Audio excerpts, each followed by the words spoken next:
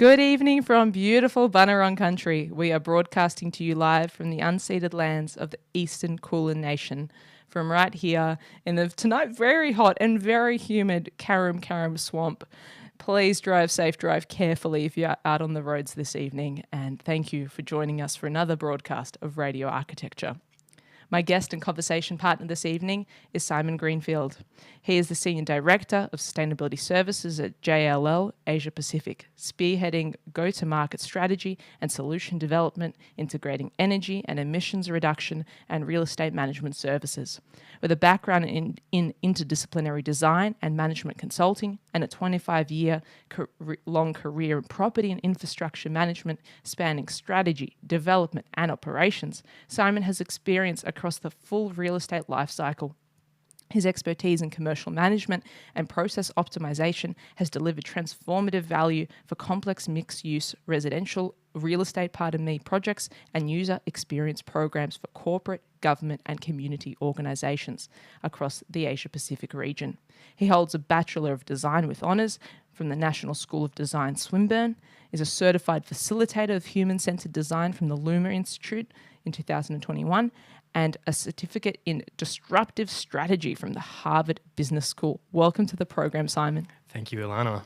I'm so interested to get stuck into your professional life, really, because I think you've done all those things we say that design thinking and design values and design knowledge can underpin and drive.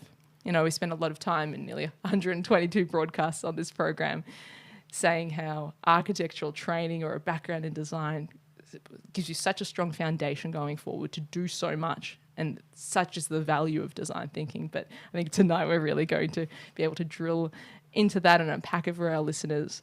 But before we get stuck into it, there is one question I love to ask all my guests, and I think you know the question because you are a listener of the program, and it will be nice. I won't ask a trick question. I will go to that one first. It's, what's your earliest memory of a building or place? Yeah, I have had a good think about this, and I was talking about it both with my wife and my mum over the last couple of weeks.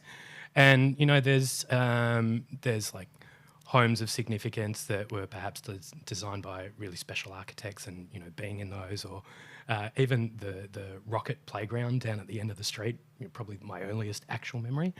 But the one that I think is the most interesting is going to the theatre with a family and having that experience of front of house, back of house, program space, place in time.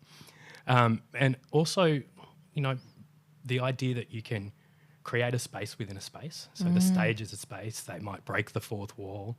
What does that do to the way that you feel about being in the space and the people that you're with there as well? So yeah, definitely going to the theatre really early on with family and experiencing both front of house experience and back of house, really opened my eyes to the world of design. It's such a place of transformation as well, and of possibility. And now more and more in having these conversations, I am hearing people talk about art galleries and theatre spaces and performance spaces as that first core memory. So I'm seeing a pattern emerge where perhaps earlier in the broadcasting catalogue I hadn't.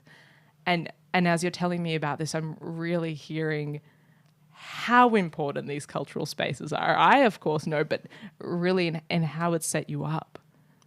Well, I think it gives you a sense of connection to community. You know, if you're sitting in a room with 1,000 other people or more, participating in something, having a shared experience. Yeah, it really helps to build that sense of community and connection for someone that's young and naive, you know, or literally in the sense they've never experienced something else. So it can be quite eye-opening. Were you tempted into the performing arts as a child? Oh, definitely, but I was much more of a back of house person, or in the pit with the band having fun.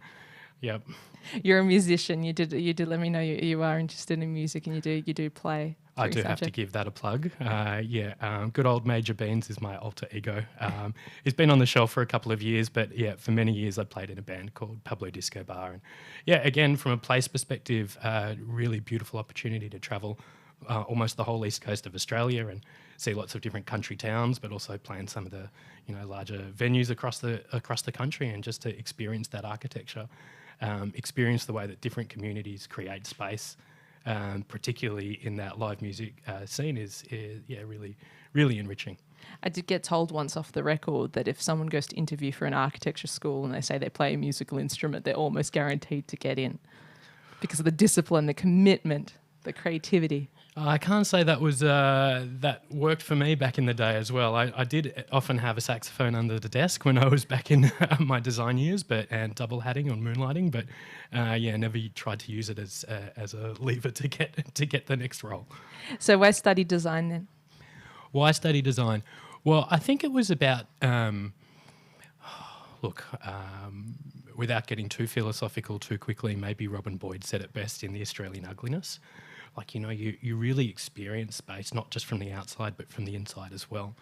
I think, if I'm being honest, it was a 4-year degree, not a 5-year degree. And that was really quite appealing to me as a young person. But yeah, the opportunity to look at space from an interiors perspective and how people would use space was more appealing for me than just the notion of creating a building, a sculptural element. So inside out was much more important perhaps than outside in. So that was a really conscious decision to pursue that degree instead of architecture, and you had considered it? I think so, yep. I hope that's not too controversial. No, not at all. I think it's so important that if you know what you want, or if you know that you're going to be happier elsewhere, to take that leap and to make that decision. Especially when I'm mentoring young people and they're not too sure about what they want to do in architecture, and sometimes they say, I think I want to go into consulting. I don't want to be in practice. And you have to commend that level of clarity when it does come through, because it's brave. It's a brave decision. There's so many different disciplines across the world of the built environment, and architecture plays a really important role in shaping that and driving outcomes. But yeah, as you say, you can go into such a breadth of discipline once you've been there. You think about doctors that shift swim lanes, or perhaps look at different parts of the body over their career, or specialise even further. No different for me. And I haven't necessarily done anything in my career that I've designed that needs a building permit or a planning permit, but having contributed to those projects is really rewarding. And still part of such a long legacy as well. I want to ask back into the design school days, what lesson from that time still stays with you today and you're still using? That's a really good question. F1. F1? F1. And maybe it's even more relevant today than ever. I can't help myself but offer my advice, the way I think someone might fix their problem, solve a challenge. And when I was at university, we transitioned from drawing tables to CAD. My beard does not lie. A lot of people were struggling with that transition, and I found myself as the proxy tutor support person in the CAD room. You were the tech guy. And after a little period of time, I just thought to myself, no, just ask people or suggest that they press F1, the help button on a keyboard, if people aren't quite picking up what I'm putting down, and see where you go. So perhaps helping people to help themselves is perhaps a real lesson from those design years. And being able to ask for help as well. Maybe, yeah. I'm not afraid to ask for help. I think managing up, but maybe that's a lesson that I learned at university as well. Managing up's really important. Finding out what, and tutors, lecturers, effectively clients, they're giving you a grade. They're, telling you whether you can progress or not. Maybe they're managers as well. So I always found it's, what's their objective? How are they grading? What are they looking for in a project outcome, in a design, in an argument? And what's the shortest point from point A to point B, or the shortest route? How can we get there, achieve the best outcomes? And maybe that's, the active listening, the design thinking that you were alluding to before. And the problem solving as well. That's kind of really at the core of design, right? That separates design from art. I seem to think of it this way, that design is in service of a problem, but art is trying to reveal something, to show something. It's about an idea and a challenge of a concept. I like that positioning. I don't necessarily see them as separate. but I do see your point. Like system design for me, process design, is really, really important in the work that I do today. I'm not necessarily on the tools with a tape measure or butter paper and red pens, but taking that systematic approach to solutioning is super critical. You know, I've had a manager that used to call it the ability to pick apart the train set and look at the carriages individually and put them together, back together in the right order to make it as efficient as possible on the tracks. That's a good analogy. Oh, I like it. Did you go into creative practice after finishing your design degree? I did, yeah. I ran my own little practice. In fact, I had, I guess, an artist management design studio going before I went to university or decided I needed a piece of paper. And that was really the pivot to move from, you know, more of a art world to a design world. What's an artist management design studio? Oh, we did everything. I guess if you can go back far enough, it was like the goodies, anything, anywhere, anytime. We did everything from, you know, some curation, event management, exhibitions, all the way through to some live activities, live music, live performance, all the way through to some ideation, residential work, 3D visualizations. Planning, documentation, whatever was needed, really. Wow, bit of a jack of all trades. Jack of all trades. And all this was before your qualification, so that was before, during, and then a little bit after transition through into really becoming, I guess, postgraduate and working out what the exact discipline that I felt I needed to get into. What was that shift out of creative practice and into, say, the more formal consulting world? What sent you on that path? Well, interestingly, it was my son's birthday yesterday. He turned 15, and a bit of a shout out to the crew at FS3 over at Woodley. I think it's the Homestead night tonight, so I hope everything's going well in this weather. It was Joe, my son. Something pivoted, and you know, it shouldn't be a have to, but you know, I wanted more commercial security. I thought about there being, okay, well, what more can I do? How do I get some stability? How do I get some career growth? I'd been doing the same thing for a little bit of time. And, you know, there's that challenge of the cap. You can only put so many percentages on your management fee. You can only pedal so many hours in a day. So that was part of the driver for me, but really the opportunity to get closer to the buildings, not just the ideation or the creation, but the living building. How does it work? The operations, the management, asset management and engineering, occupancy, accommodation strategy, workplace management. Like these were the things that really started to excite me more. What happens once we hand it over? That's where the building comes to life.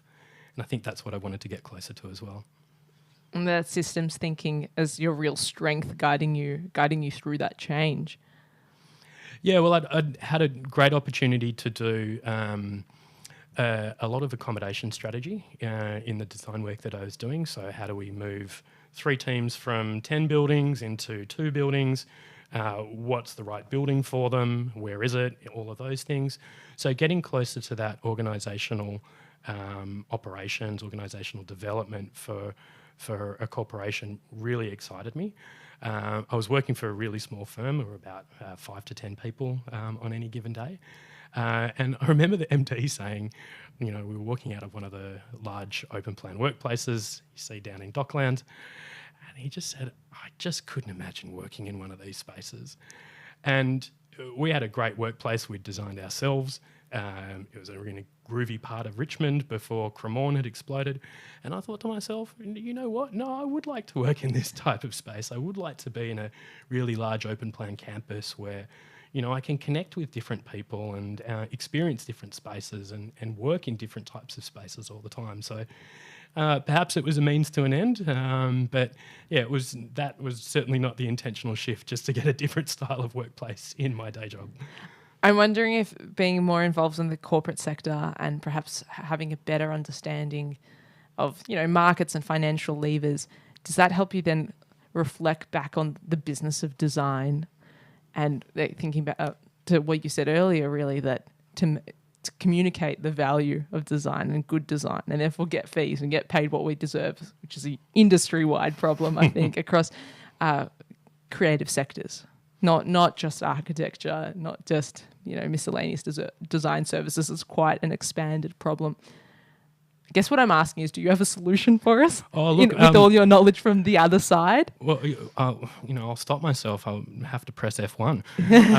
No, genuinely, there's some great research that McKinsey did around about 5-10 years ago, looking at the business value of design.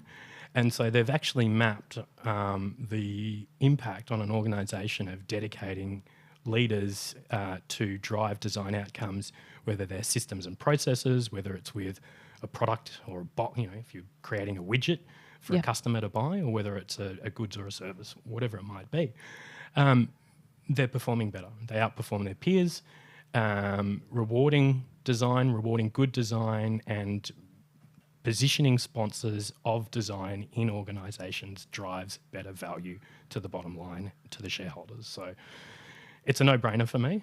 The organisations that I tend to work with tend to support that type of thinking, which is really valuable for them as well. They appreciate it. I think sometimes the barriers, we have that research, we have that data, we have the study out of the University of Melbourne that for every dollar spent on professional services fees, you get $11.30 back on return value for small architects and small practice on small projects.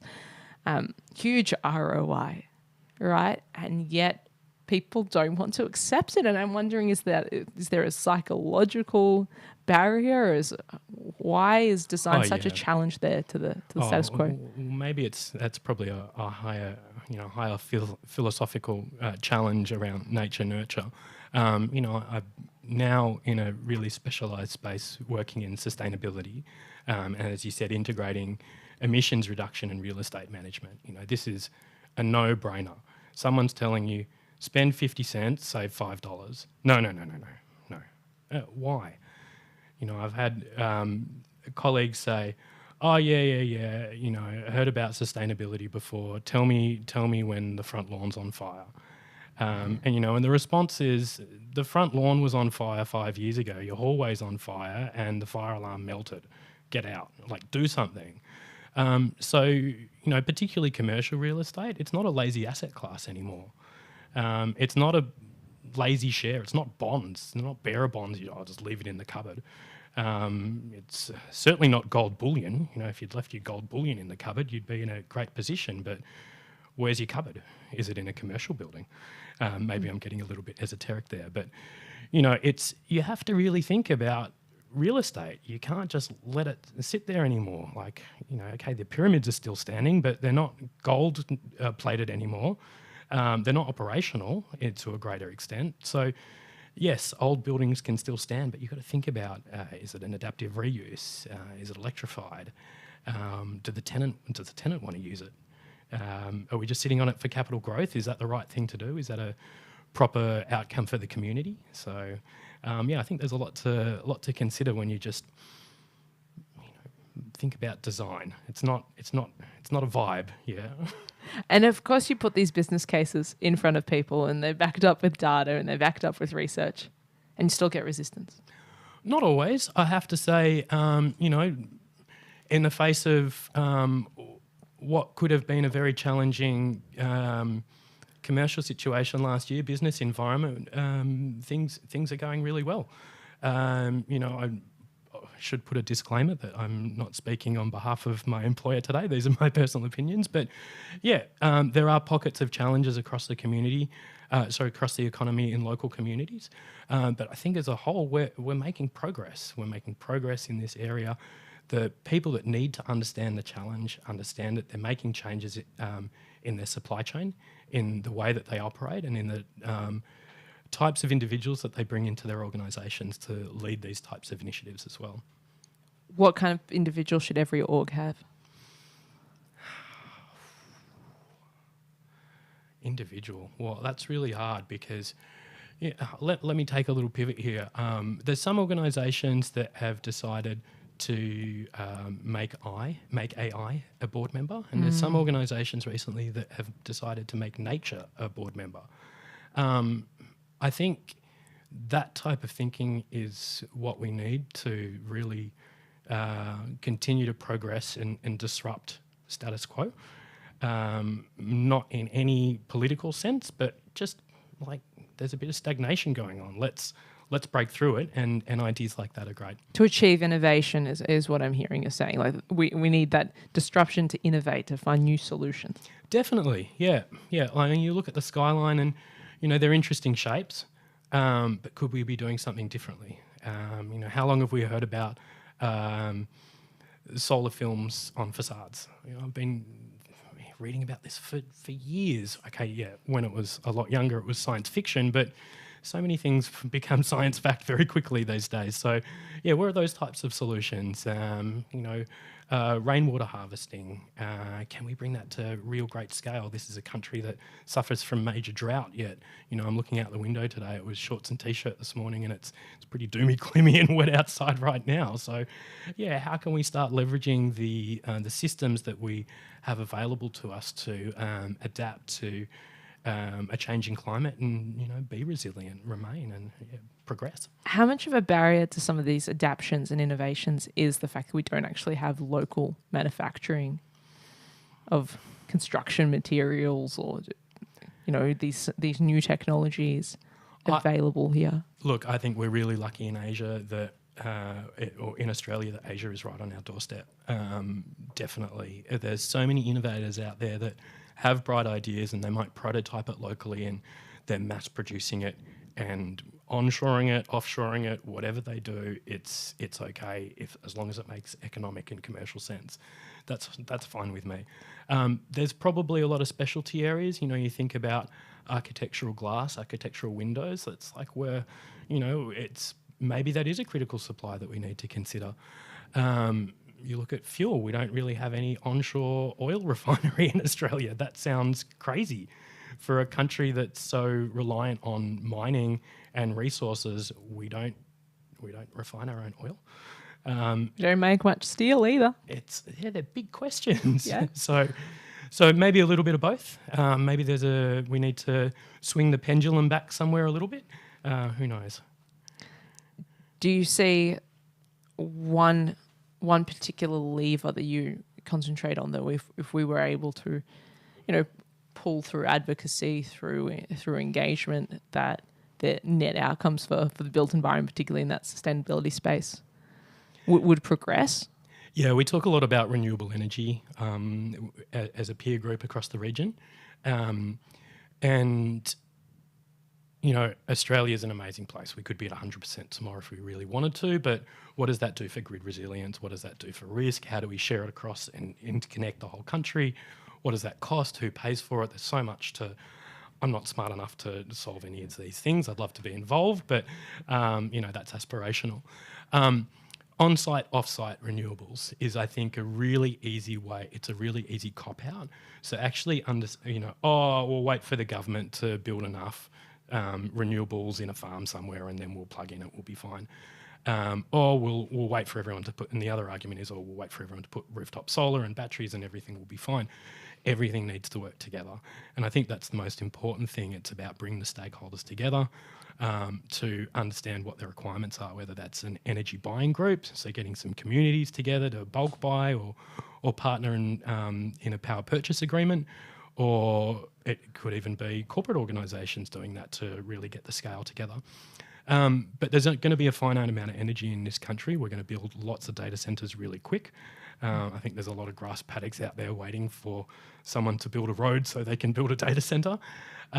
So it'll be really interesting to see this balance between, is a mum and dad rooftop solar system powering the local data centre, or is the local data centre heat rejection helping to heat the water at the local primary school? Or something else completely entirely, who knows? But renewable energy, forget the firming power, forget gas, hydro, our good old tunnelling boring machine that's somewhere up in Canberra at the moment. There is definitely something that will unlock in this country very, very soon around renewable energy.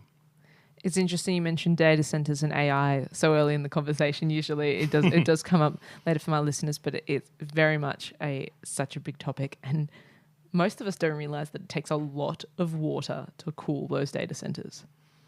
It's astonishing. Yeah, it's really astonishing. And you think about all of the AI slop, the nonsense Gen AI imagery that's being created. And unfortunately, it's really energy hungry, water hungry systems that are powering that. And I don't know, maybe there'll be a wake up call eventually, but it is a lot of waste. Can they do it with seawater? Do you know? Can they cool them with seawater? Yeah, can we use seawater? Look, Can we I know desalinate? Microsoft's tried to drop a few into the deep sea, perhaps up in the Arctic area. I think Elon's planning to send a few up into mid-orbit. We'll see how that goes. But yeah, I think there's a circularity solution to it. Perhaps it's about where you locate, what you locate with. At the moment, we see data centers just as a standalone system, but these are some really large span facilities that are really energy hungry, but could also be really solid energy generators as well. They don't have to be net energy generators, but when you think about, okay, well, what's this powering? How's it working? What else could we do on this site? I think that there'll be some big questions for some of the operators in the future. Truly the biggest frontier with these facilities, and it's often discussed that the legislation, both with AI, right, or the tech itself and using AI, isn't keeping up, right? We're not regulating, we're not legislating. This technology is evolving. But what about from a planning perspective and the infrastructure and planning infrastructure and buildings to support AI?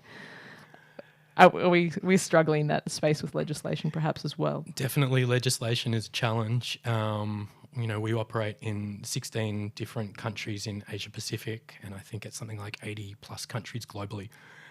For our organisation, managing different legislations, different country-specific contract requirements can be a real challenge. AI has been a benefit. I really do believe it can be a net benefit. You just have to think about it as a smart pencil. If you consider it as the step change from the drawing table to CAD, that was massive. And then even from CAD to something like Revit or another parametric software, that was really a step change as well. So, yeah, I don't think anyone can really foresee how it will apply into different specialties within the built environment industry. But yeah, it will. It's definitely going to be a net benefit. It's been a net benefit for our teams immediately. We're seeing it really as a coach, as a buddy. It's helping to upskill and onboard junior staff a lot faster, and it's helping on-site technicians diagnose and solve some really complex challenges that might take days or weeks or months, depending on how remote the location is. So, yeah, if you can have someone take a photo of a piece of equipment that might be looking up here, a package unit on the ceiling or perhaps some sensors, the cleaner might not know what they are, but they might be here more often than the engineer or the facility manager. So taking a quick photo and uploading that to a system that can predictively send alerts to the responsible party, that's a fantastic outcome for everyone, I think. We've been promised that would free up people to do more meaningful work. Are you seeing that in actuality? Are you seeing that transfer towards more meaningful labour, more ideas-based engagement? I think this is where, and I'm taking a big sigh here, I think this is where you get pretty philosophical, like what is the meaning of work? We're having a career story here. And, how do you find purpose in your day? If AI can make me 10% more productive, then it's not going to take away my job anytime soon. But yeah, hopefully it takes away my job in the time span it takes me to want, need, think about, shape, and then go and find my next role. That's going to be a long time, I would hope. You're certainly part of the furniture at JLL now.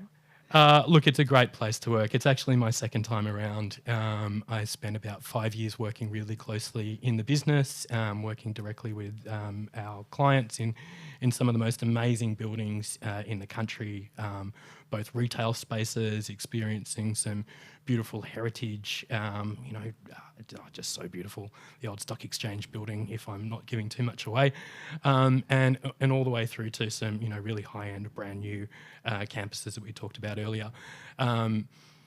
Stepping away was something that was really difficult. I didn't think I would come back. I went to work in the community housing sector for a couple of years, and it was really important to me to working in residential was something that I'd wanted to do for my whole career, and I'd got to a point where perhaps designing houses wasn't a career pathway that I could look at. So moving into an executive role in the housing sector and contributing to the big housing build here in Victoria, contributing to some really important rooming house transition projects for the organisation I worked with. Super rewarding, unbelievably rewarding, and felt so privileged to have that time of my career. But equally, the opportunity to come back to JLL just a few weeks before COVID lockdown. Wow. I'm equally grateful to the universe for that pivot.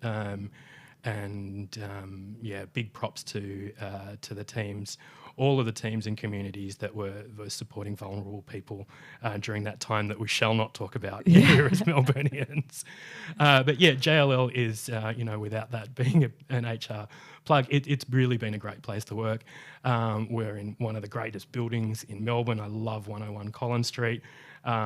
Seeing the building, the columns that go to nowhere every day. Philip Johnson.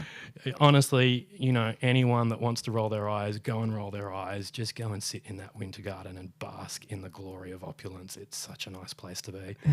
We're really quite privileged to be able to work from there. Our workplace is absolutely amazing. Anyone can DM me for a site tour and a coffee.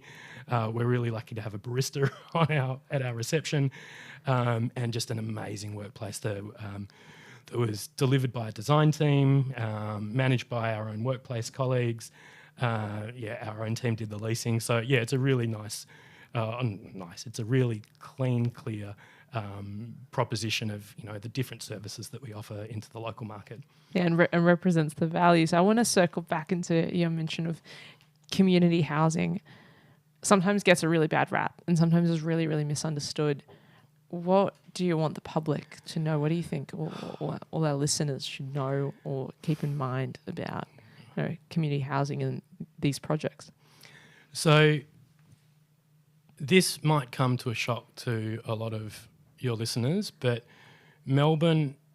Victoria has the lowest level of social housing in the country, and the country has probably the lowest level of social housing in the OECD. And I don't want to say anything inflammatory or emotional. It's a product of our policy and what we invested in, when and how, and so on and so forth. It's an outcome of planning and decisions that were made over a long period of time. We put up some amazing buildings post-war, and then we kind of stopped. You can say the same thing about our hospitals and our transport and a lot of our community infrastructure, but you got to do something at some point.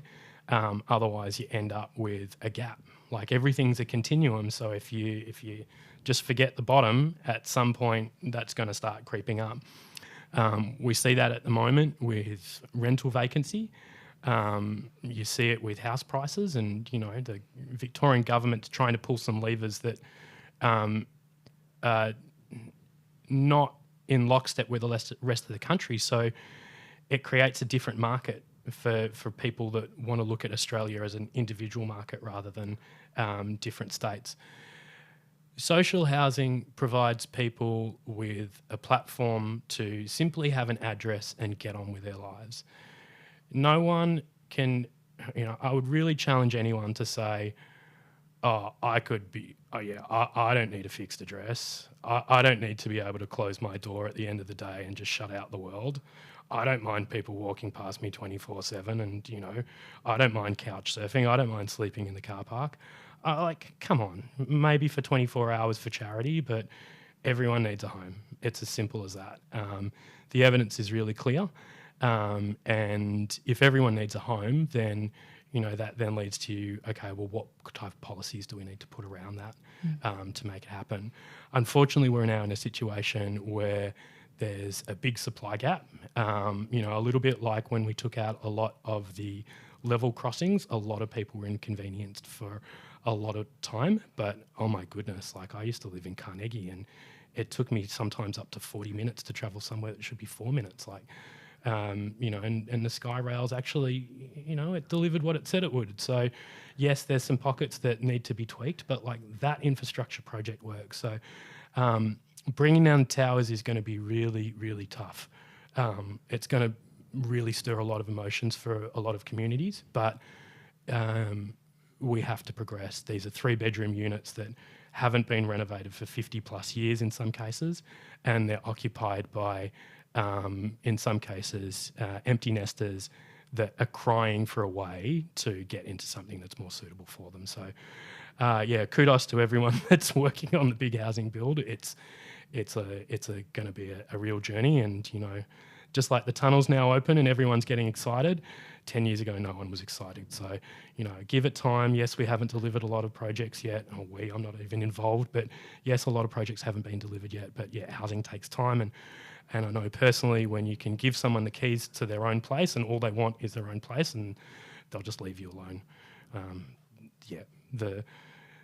The so-called riffraff of social housing, I know I'm banging on a little bit now, Ilana, but the so-called riffraff of social housing, in my experience, was so infinitesimally small, it didn't even rate as a percentage, like it was a rounding error.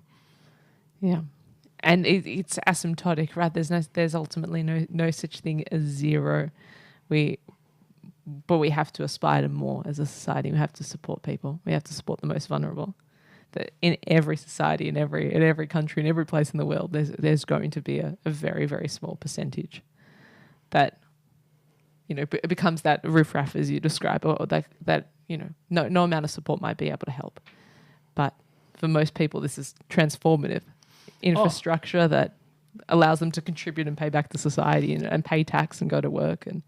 Completely. And look, some of the most high-end apartment blocks in every city in the world has some tenant that makes everybody's life a real challenge, don't they? I'm sure.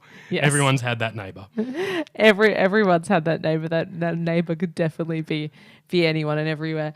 I'm wondering, in the breadth of projects that you've worked on, I'm sure over the years, so many have come across your desk, and even so many at once that you're involved in.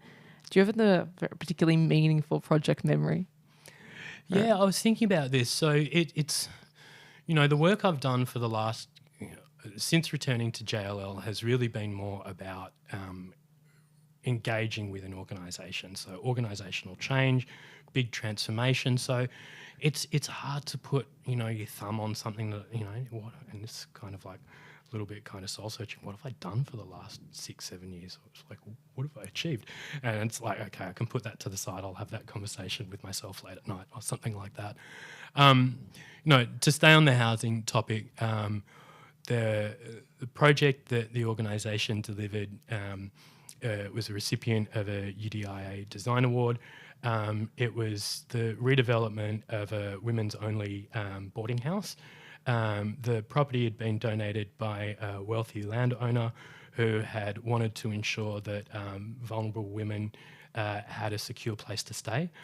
Unfortunately, for various reasons we described, whilst the property accommodated something like 30 or 40 individuals, some of those rooms were literally a quarter of the size of this studio, and I'm talking with a shared wash space in that room as well. So, it wasn't habitable. We're talking about a building that was called the Stables, and it was literally at some point had been renovated from the stables.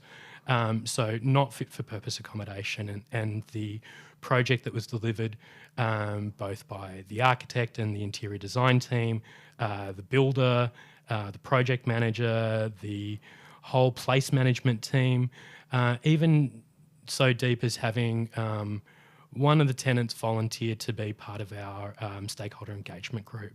The challenge that was for her to be present in a design workshop, something that she'd never experienced before in her life, and to just hold her space and contribute to that.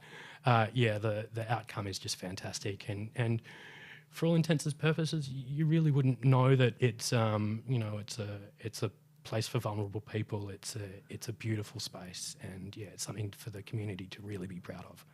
It's just a good project. It's just a good project.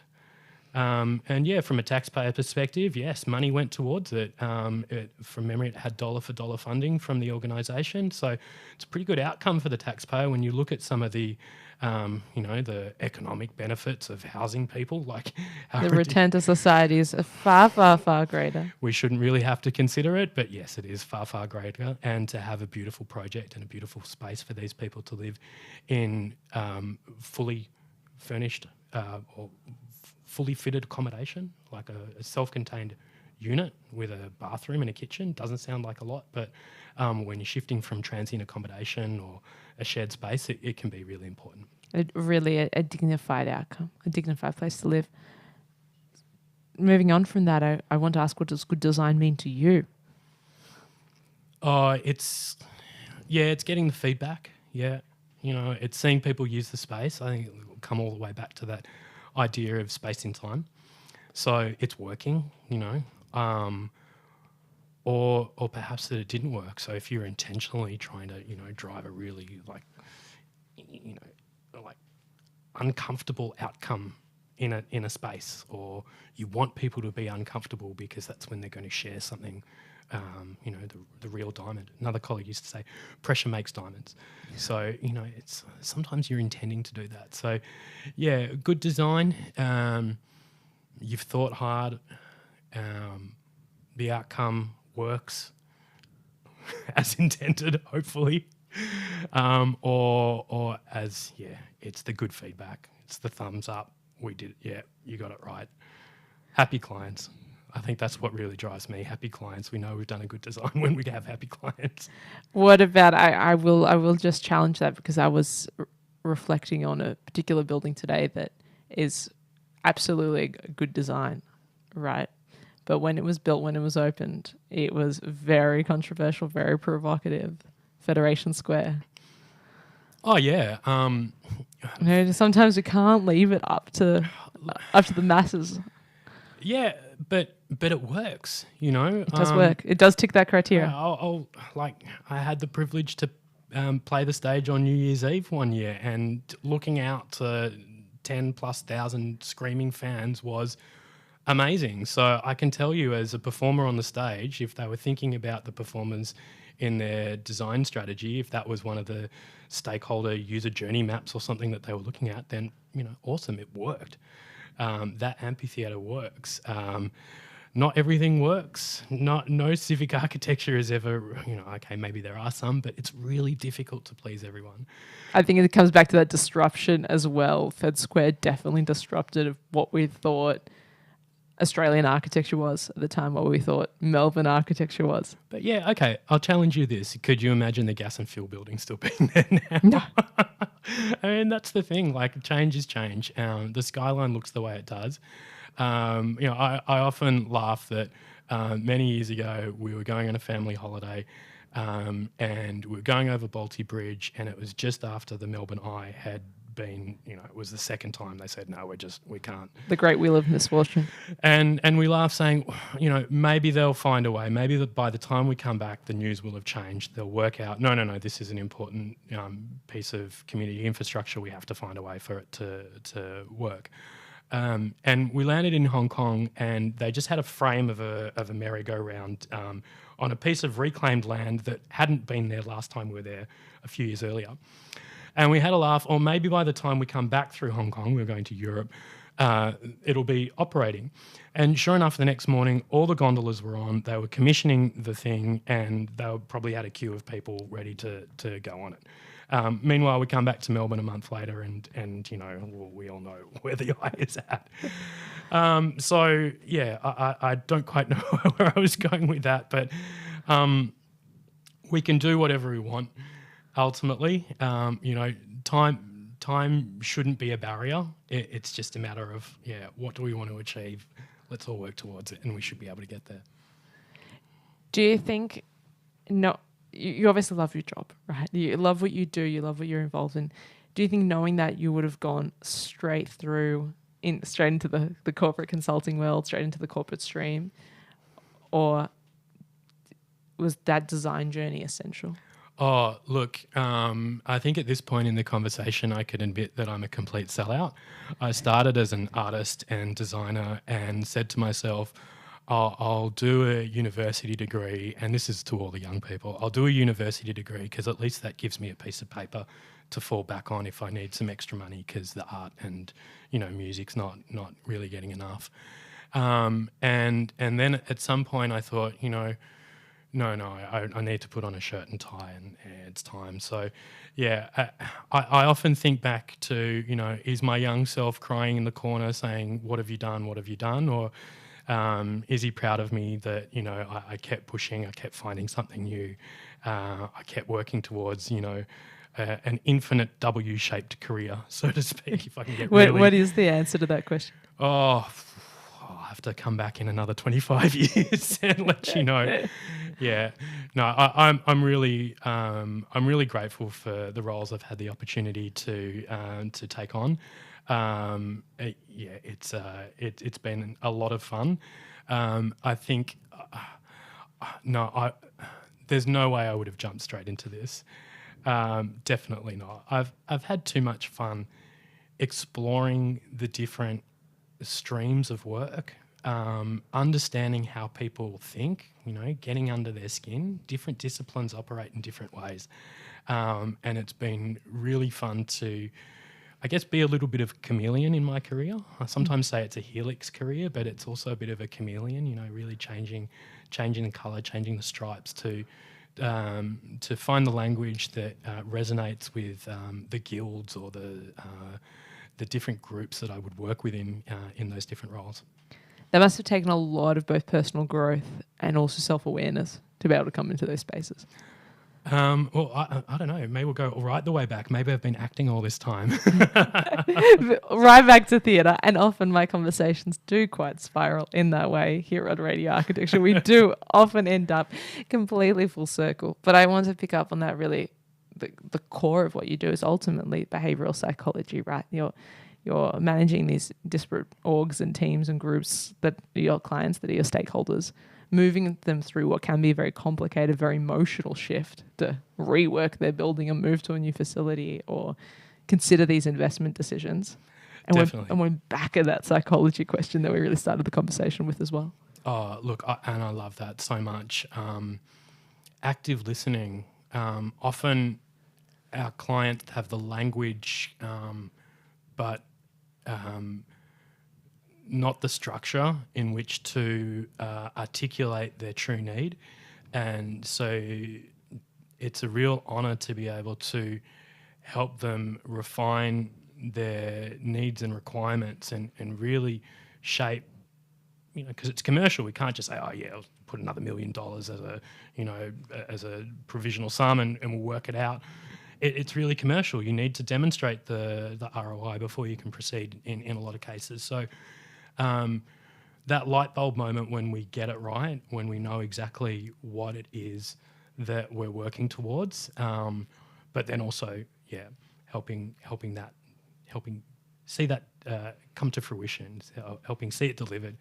A lot of the work that I do at the moment helps to position outsourced staff into really strategic consultancy roles, whether they're scientists or engineers or strategists or project managers, program managers. And a lot of them are early mid-career. So, to be able to have a conversation that can facilitate career development for someone and then to see them grow in that career and perhaps then step into their next role, that's just the thing that I love the most, and that's really when the plan does come together. It's like you can see what someone might be able to achieve and you pop them over there and a couple of years later you see how they blossom and bloom, and that's really rewarding. You didn't go to architecture school, but you still enjoyed playing God. Well, be careful what I say here. I was going to mention houses of worship as part of the earliest memories of a building or place, but there's perhaps different roles that we can all play in life. But yeah, I really do enjoy playing to my strengths.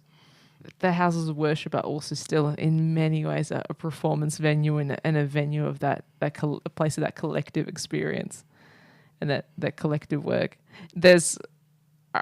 And that's taken me straight back to that next example of how you described that you actually wanted to work in that corporate open plan office and you wanted to test it out. And there's some really unfair commentary, I think quite popular at the moment, viral on social media, saying that the open plan office is effectively a panopticon. It's effectively surveillance and it's to lock you in there. Which can be and it can't be, and I don't think that's fair, but I'm really interested in your take or your sort of reaction to that concept. And I don't really buy into the social stuff, if I'm honest. Like, there's some theory that you can, only spread to a certain distance from your work point. I think it's about 50 metres in either direction or something like that. You never be able to generate a sphere of influence beyond that.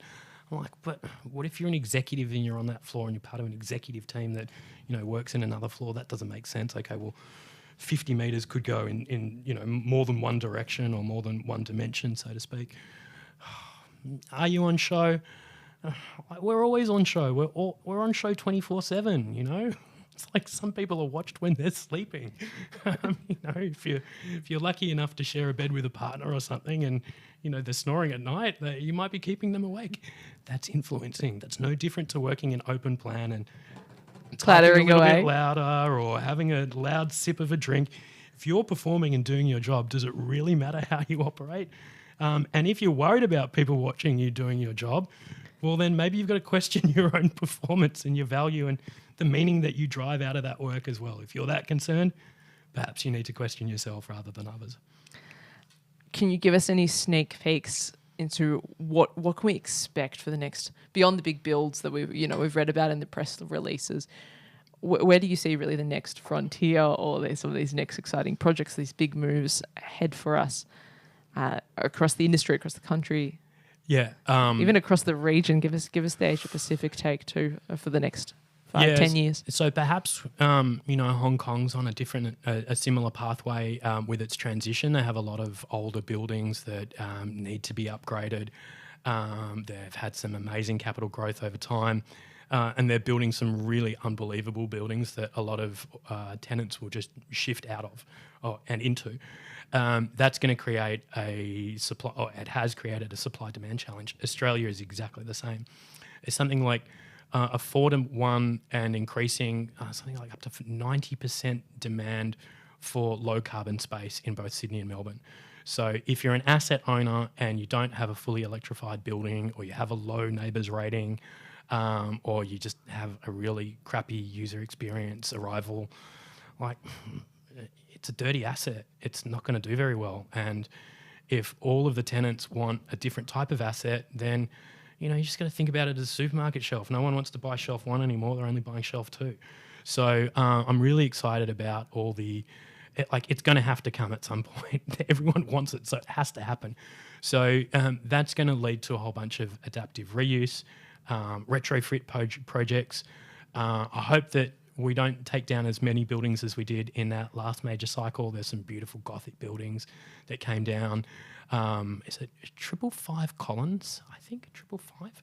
So I'll get this wrong, hopefully I get it right, New Charter Hall building was previously a really horrible commercial building, and before that it was a really beautiful Gothic building. 101 Collins Street I mentioned before, its predecessor I think was the tallest building in Australia or the Southern Hemisphere for a year or so, but only stood for a decade or 15 years until 101 was redeveloped. So wasteful. So wasteful. So, but look, unfortunately, some of that's going to happen to consolidate and get the scale of the development sites that we need to properly transform our skylines. And what about taking vacant commercial or redundant commercial into apartments? I know there's been studies, there's been research. Do you think we'll find a way through that problem?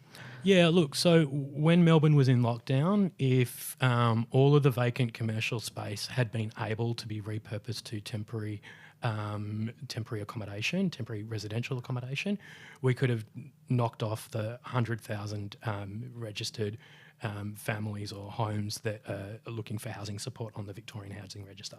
So it's a A equals B sum game, but light wells, planning, fire exits, hydraulics. It's going to be hard. So do you strip the shell back? Can you strip the shell back? Does it still lend itself? Every project will be different. Every site will be different. The Hoddle grid is a blessing. Like, we should all be so grateful for it. Can you imagine being in Sydney with curly whirlies? Oh, I never drive in Sydney. So yeah, look, we'll have a lot of things to. We'll have a lot of opportunities in Melbourne, but both cities will drive some really amazing outcomes.